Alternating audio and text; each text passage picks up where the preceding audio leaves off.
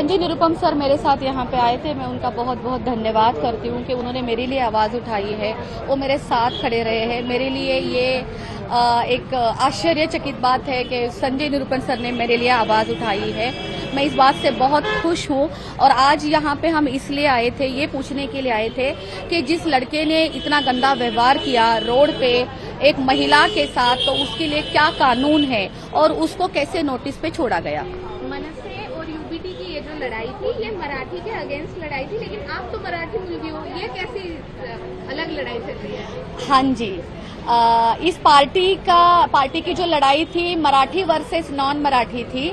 और इसमें मेरे अगेंस्ट ये इसलिए खड़े हुए क्योंकि मेरी लड़ाई ये है कि मैं मराठी वर्सेस नॉन मराठी नहीं लड़ रही हूँ।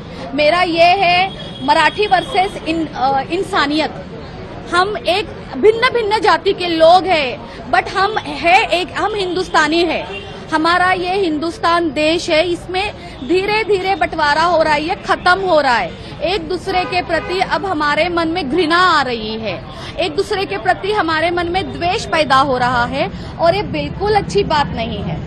ये सबको पता है कि आप बहुत अच्छी मराठी बोल देती है, आप मराठी है, लेकिन आप एक बिजनेस वुमेन भी है, क्योंकि आपका नेल आर्ट स्टूडियो है। I check with that. तो इस बिजनेस में क्या कोई इम्पैक्ट हो रहा है? आपको कैसी धमकियां आ रही है? क्या आपके कस्टमर्स पे इम्पैक्ट हो रहा है? ना जी, ना, बिल्कुल भी नहीं। मेरे बिजनेस पे कोई असर नहीं पड़ेगा। मैंने बहुत मेहनत से अपना बिजनेस खड़ा किया हुआ है, तो मेरे बिजनेस पे कोई भी असर नहीं पड़ेगा। और रही बात वो लोग जो मुझे टारगेट कर रहे हैं, वो कितना टारगेट और करेंगे।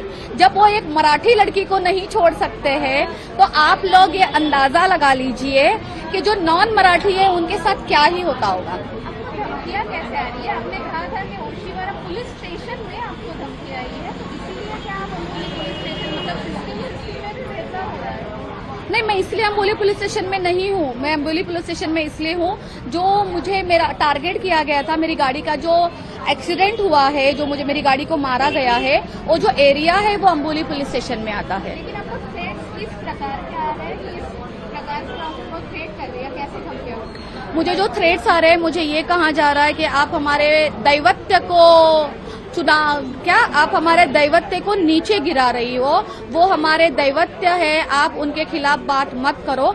मैंने वो किसी के दैवत्य के खिलाफ बात नहीं की है। मैं भी बहुत आदर करती हूँ माननीय राज ठाकरे साहेब का जी, बट मैं इसके खिलाफ हूँ कि मराठी वर्सेस नॉन मराठी। एक